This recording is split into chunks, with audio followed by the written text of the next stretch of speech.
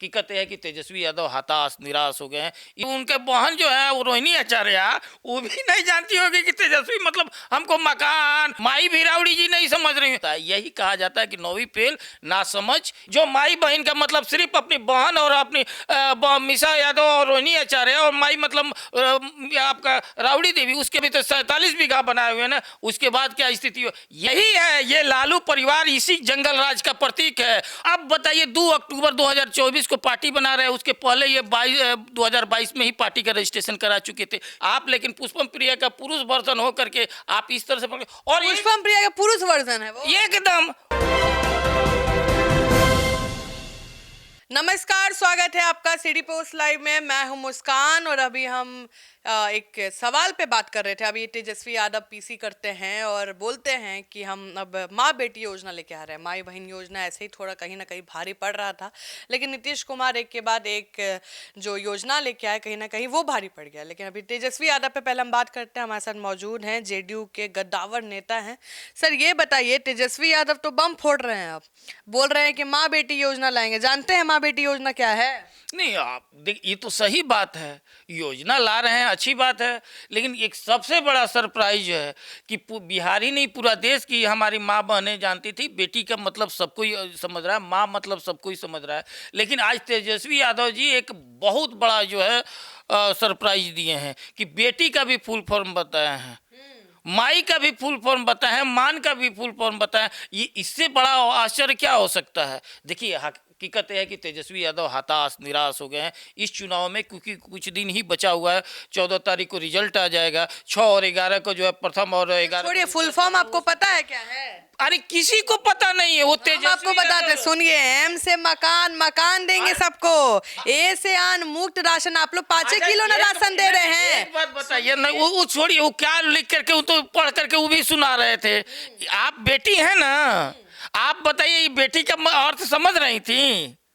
आप तो बेटी हैं, आप बताइए समझ रही थी? आपकी माई समझ रही कि माई का अर्थ मतलब मकान होता है? आज तक नहीं, वो तो बहुत मकान लिखवाए हुए हैं। यहाँ तक कि वो आपका दिल्ली में भी फ्रेंड कॉलोनी में लिखवाए हैं मकान, जमीन बहुत लोग के लिखवाए। ये माई बहन का ये सबसे बड़ा तो माने, ये तो उनके बहन जो है वो रोहिणी आचार्य, वो भी नहीं जानती होगी कि तेजस्वी मतलब हमको मकान, वो फुल फॉर्म समझ रहा है। माई भिरावड़ी जी नहीं समझ रही।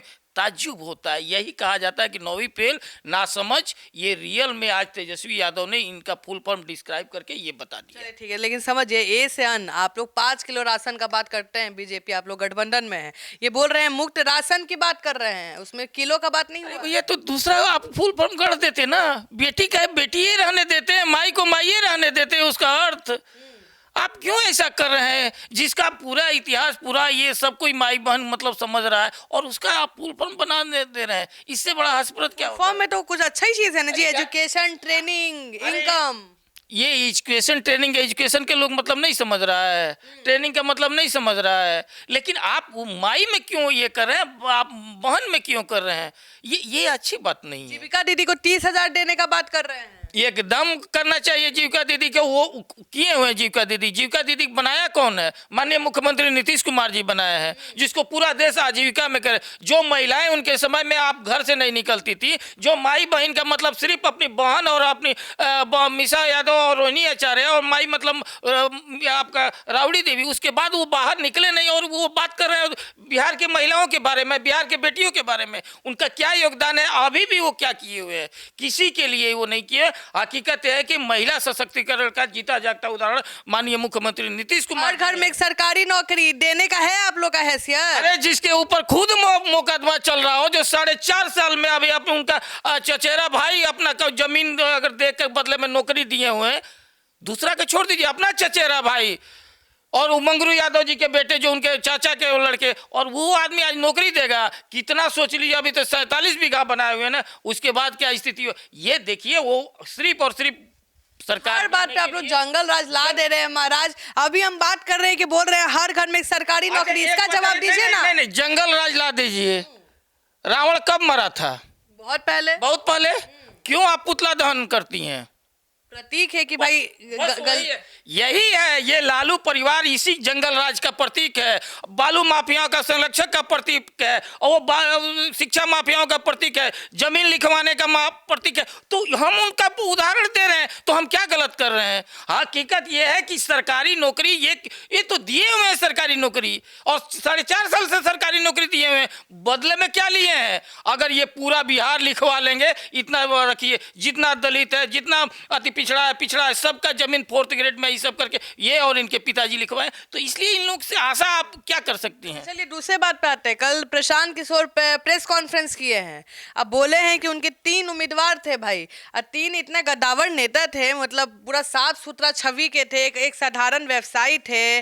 आपको दानापुर से आपको है मुकुल शाह, उसके बाद ब्रह्मपुर से हुल्लास पांडे लड़ रहे थे, उसके अगेंस्ट खड़ा किए थे डॉक्टर सत्य प्रकाश तिवारी को, और एक और है शशि शेखर। इन सबके घर में आप लोग पहुंच गए भाई, नॉमिनेशन हो गया, वो लोग प्रचार प्रसार कर रहे हैं। जिस दिन डेट वापस लेने का नाम का दिन था, उस दिन एक के घर ही पे शिक्षा मंत्री पहुंच गए, और आपके जो प्रभारी हैं बीजेपी के, वो तो धर्मेंद्र हर जगह पहुंच जा रहे हैं। काहे आप लोग जन सुराज से काहे डर रहे भाई कि घरे पहुंच जा रहे हैं? व्यवसायी जो साधारण व्यवसायी है उसको अमित शाह बुला रहे हैं, अपने घर दिन भर बैठाए हुए हैं, काहे? देखिए मुस्कान जी, हकीकत यह है कि बिहार के राजनीति में आज तक जो है प्रशांत किशोर से डरपोक कोई खड़ा नहीं हुआ है। अब बताइए, 2 अक्टूबर 2024 को पार्टी बना रहे हैं, उसके पहले ये 2022 में ही पार्टी का रजिस्ट्रेशन करा चुके थे। हिम्मत नहीं हो रहा था कि हम बोले कि हम पार्टी गठन कर लिए हैं। पार्टी गठन कर रहे हैं तो अपने राष्ट्रीय अध्यक्ष नहीं बोल रहे हैं, क्योंकि डर है कि पार्टी का दुर्गति होगा तो हम पर चला जाएगा। आज तक जो है कभी भी ये नहीं कहे कि मुख्यमंत्री हम बनेंगे। अरे हिम्मत, आपसे तो ज्यादा पुष्पम प्रिया हिम्मत तुम्हारी निकली। कम से कम वो जो भी हो, चुनाव में लोकतंत्र में विश्वास करके चुनाव लड़ने, हारना जीतना दूसरी बात है, कह रही है कि हम मुख्यमंत्री बने, वो तो आप, लेकिन पुष्पम प्रिया का पुरुष वर्जन हो करके आप इस तरह से और पुष्पम प्रिया का पुरुष वर्जन है वो एकदम। और आज ये तक ये बताइए, अपना क्षेत्र तक नहीं लड़ पा रहे हैं, अपने विधानसभा करघर में तक नहीं लड़ सके। उनका कहना है कि हर जगह प्रशांत किशोर कैसे रहेंगे, सबके लिए प्रचार प्रसार करना है। तब तक किसी को भी नहीं लड़ना चाहिए, मोदी जी को भी नहीं लड़ना चाहिए, तेजस्वी यादव को भी नहीं लड़ना चाहिए, सबको नहीं लड़ना चाहिए। आपका पटिया बड़ा ना है जी। नहीं, हकीकत ये है कि उनको डर था कि ये जो झूठे जुमला फेंकते हैं कि हम ये मुख्यमंत्री इनको बना दिए हैं, प्रधानमंत्री इतने लोगों को बनाए हुए हैं, इतने लोगों को मुख्यमंत्री बना, खुद हार जाएंगे तो हमारा दुर्गति हो जाएगा। कहेगा लोग कि अरे भाई ये तो खुद जो है हार गए, तो ये क्या हुआ? अपना बिजनेस बचाना। और जान रहे हैं 14 तारीख को, हम पहले भी आपके कैमरे में, 14 तारीख को प्रशांत किशोर जी अपना बोरिया बिस्तर लेकर के बिहार से पलायन करने वाले हैं, क्योंकि उनको ही जैसा पलायन, उनके जैसा डरपोक। और ग्राफ जो देखिए कह रहे हैं कि इनका विधायक प्रत्याशी तोड़ दे। अरे भैया, आपका प्रत्याशी लोग खुद भाग रहा है कि हमारा नेता रणछोड़ है, इसलिए हमको भागना चाहिए। उनके नाव पर एक वोट तक नहीं बना।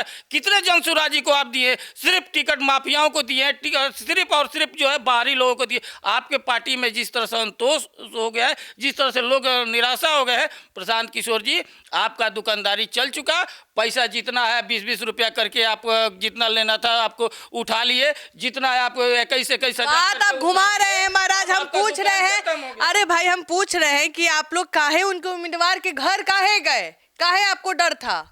उम्मीदवार हमारा एनडीए के नेता तो घर घर जाता है प्रचार करने के लिए। कोई अब उनके यहाँ से आ रहा है, उनका खुद है। अब प्रशांत किशोर जी का अपना अस्तित्व नहीं बचा हुआ है। प्रशांत किशोर का प्रत्याशी खुद भाग कहना है कि भाई एक साधारण व्यवसायी के बुला लेंगे अमित शाह तो क्या करेगा बेचारा? उनको जब अमित शाह जी जब आए हुए थे तो जितने लोग असंतुष्ट थे, जितने लोग, सबको जो टिकट जिसको नहीं मिला सबसे मिले हैं, ये भी जा करके मिले हैं। ये तो खुद दूसरे पार्टी से तोड़ तोड़ करके अपना प्रत्याशी बना रहे हैं, और वो स्थिति ये कर रहे। देखिए इनके पास अब कुछ बचा ही नहीं है। अब इनका सब जो जितना गुब्बारा फूला हुआ था टोटल इनका पता चल गया।